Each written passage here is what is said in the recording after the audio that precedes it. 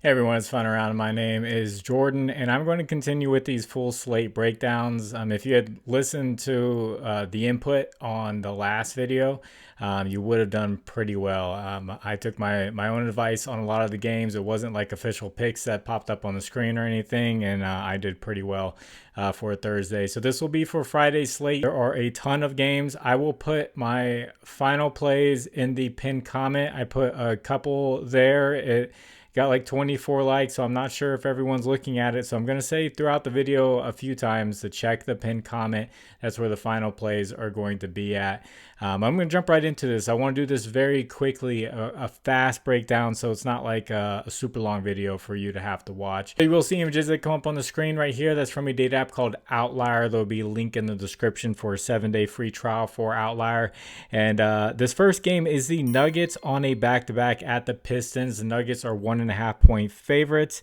The Pistons, they have won 4 straight games coming out of the break with a blowout win versus the Celtics. I know the Celtics were a little beat up, so it's still the Celtics that are wearing the jersey, and the Nuggets will be 2-2 after a loss against the Bucks. So the Pistons, they've been playing at a top 10 pace this past month, and the Nuggets been playing fast all year long, and I keep saying that they give up a lot of assists. So props to look out for would be Cade Cunningham assist. There's going to be a lot of scoring in this matchup, and also Malik Beasley. I know he's on more than he is off, and I know a lot of people have him on their ban list because they take him on those bad days, but normally he is able to crush his line. Nuggets are giving up the 6th most 3-pointers made to 2 shooting guards, so those are 2 to look out for. As far as the Nuggets go, they're on a back-to-back, so we'll have to see where the lines come out at.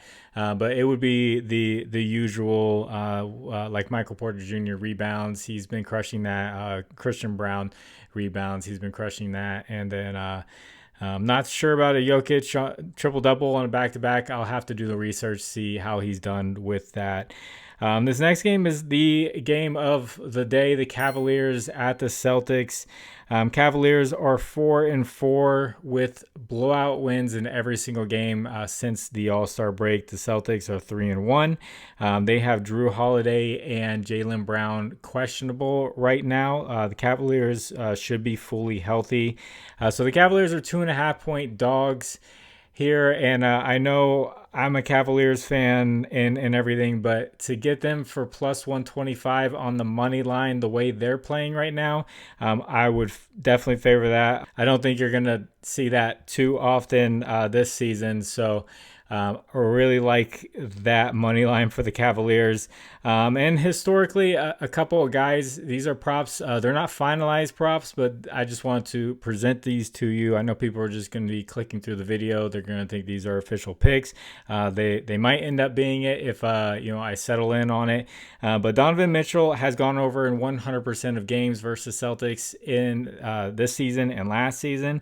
He is kind of off and on this year because other guys on the Cavaliers will take over. So I'll just have to decide if there are better plays out there.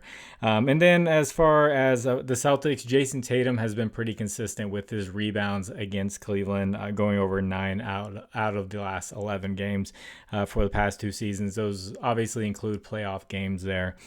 So before I continue, if you guys could, please like the video. And if you haven't, please subscribe to the channel. If you could leave a comment for the algorithm, you just put the number 1. That helps get the video out there for more people to see. And also, if you use Prizepicks, you want to get away from it and try something else out, check out Underdog Fantasy, Sleeper, ParlayPlay, ChalkBoard, or better. Underdog's matching your first deposit up to $1,000, the rest up to $100, and better is matching your first bet up to $250. Promo code is FINEAROUND11. All right, now we have the Thunder at the Hawks. The Thunder are 12.5-point favorites. The Hawks like to play fast. As we know, Alex Caruso is going to be out and Trae Young is probable. Thunder are 3-1 out of the break, and the Hawks are 1-3.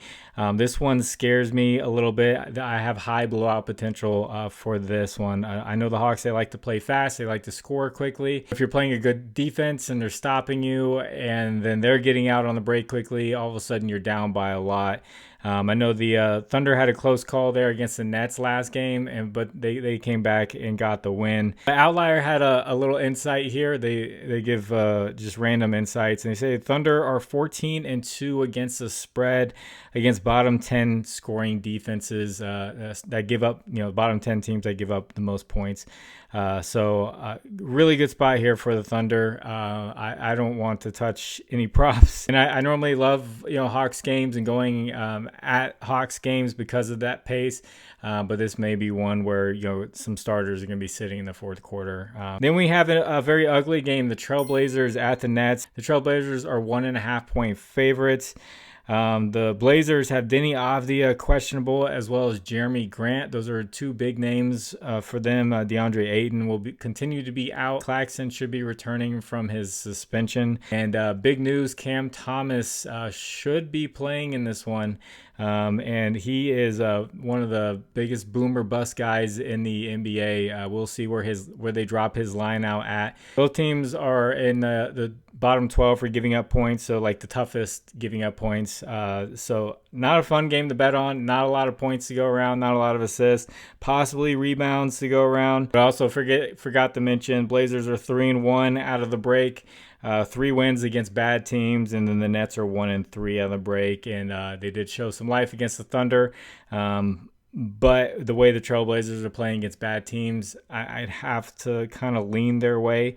But this is really just a true toss-up. Then we have the Knicks at the Grizzlies. Grizzlies, always, they like to play fast. The Knicks have Josh Hart and Karl-Anthony Towns questionable, also two big names. And for the Grizzlies, a new name to pop up is Desmond Bane. So if he is out, then a lot of other guys' points props could be ones to look at. The Grizzlies are 3.5-point favorites. If Josh Hart and Karl-Anthony Towns play, then I definitely like the Knicks in this one, but we'll have to see their status. Knicks are 2-2 out of the break, and the Grizzlies are also 2-2. The Grizzlies are giving up the second most points and the second most assists. In the past month, Jalen Brunson and Josh Hart would be guys to look for assists. Mikal Bridges has a really good matchup for points. Grizzlies give up the most points to the shooting guard position, and I'm going to put here on the screen, this is from Props Madness, showing all the off-ball guards. All 7 of them since the All-Star break that have played against the Memphis Grizzlies have gone over their points line. So Mikal Bridges is a good look. And then for the Grizzlies, the Knicks have really struggled against the point guard position. So they're giving up the third most points to point guards. So John Morant does have a really good matchup here. I would love his points line if Desmond Bane is ruled out. And this next game will be the Pacers at the Heat. Pacers are 3.5-point favorites. TJ McConnell is questionable again, and the Heat have Bam Adebayo and Andrew Wiggins questionable. That is huge. The starting small forward and power forward. Pacers are 3-1 out of the break, and the Heat are 2-2. So props to look out for. Halliburton assist. He may be on your ban list, and that's fine. The Heat are actually giving up the 5th most assists to the point guard position, and then they're giving up the 6th most rebounds to the power forward positions. So Pascal Siakam has been rebounding pretty well lately. And then we need to know the status of Bam and Wiggins, because the Pacers really struggle against power forward position, small forward position, and the center position. So Khalil Ware rebounds could be a good look, but we'll need to know their status. And before we get into these last few games, I want to shout out the app Novig. So I'm not able to bet on sportsbooks in South Carolina. I drive over to North Carolina border and I place bets. Then Novig came out, and they're like Fliff, where it's a social sports book, and I can bet money lines and spreads. So just on Thursday, these just cashed. Bucks money line. If you listen to my video, I really like the Bucks against the Nuggets. Hornets spread. Talked about how I like them. LaMelo Ball was ruled out, and I got a little nervous, but they still cash. And then the Pelicans spread. All these cash, and I was able to do it in South Carolina. Did not have to leave my house. So check out Novig and those states on there. I'll put a link in the pinned comment at the top, and then I'll put the plays that I make right below it. So if you just sign up, you get $5 free, and if you use my promo code FINDAROUND11, all caps, they'll give you 50% off for $25. This next game is the Raptors at the Bulls. Bulls are 1.5-point favorites. This should be a fun one. Two really bad teams defensively. Raptors have Scotty Barnes, who's questionable. Bulls have Nikola Vucevic, who's likely to be out. And then Jalen Smith, the backup center, could potentially be out as well. With both of them out, a guy to look at is definitely Zach Collins. He has a good matchup, and he is a sleeper in this one. He dropped 21 points, 17 rebounds, 7 assists last game with both of those guys out. So Zach Collins is someone to look at. Raptors are 1-3 out of the break, and then the Bulls are also 1-3. So sometimes when you have two really bad teams, you get a pretty good game for overs. Bulls giving up the fourth most points overall, and Raptors 10th most points. So like I said, a very high scoring game. Someone we can't ignore anymore is definitely Josh Giddey. Raptors giving up the 6th most points to the point guard position. He's had 27, 24, 25, and 21 in his last 4 games. His three-pointers prop has been around 1.5, and he has been absolutely crushing that. If we get a decent payout, that might be one that I end up putting in the pinned comment. And then for the Raptors, RJ Barrett and Jakob Poeltl both have really good matchups for points, rebounds, and assists. And then Emmanuel Quickly for rebounds and assists. Yeah, like I said, a lot of scoring to go around, especially RJ Barrett and Jakob Poeltl. If Scotty Barnes is ruled out, we'll have to see his status for that one. These last 2 games, so we have the Clippers at the Lakers. Lakers will be on a back-to-back. They're currently playing right now. They're up by 20 around halftime. We'll have to see if some of their guys get some rest there in the fourth quarter. I don't want to dive in too deep because if the Lakers end up playing a close one there, then I'll definitely want to stay away from their props. And then the final game will be the Pelicans at the Suns. This game just happened. They just played each other, so it's just going to be a rematch. They're not traveling or anything. The Pelicans ended up winning the first matchup. We'll see if Zion plays on the back-to-back. He actually just had a triple-double against the Suns. I'm leaning towards not playing, and then Bradley Beal did not play in this matchup, so he could end up playing in this one. So just some things to keep on for those last couple of games. So if you guys would like to discuss lines further, I have a Discord, link is in the description. You can hop on in there, talk about lines all day long. And as far as the recap goes, I know I did throw some props in the video. I did have Mark Williams over points plus rebounds. He hit that. And then I threw CJ McCollum in there for rebounds, assists. He went under that, and I had Bradley Beal, and he did not play. But in the pinned comment, I put a parlay for spreads.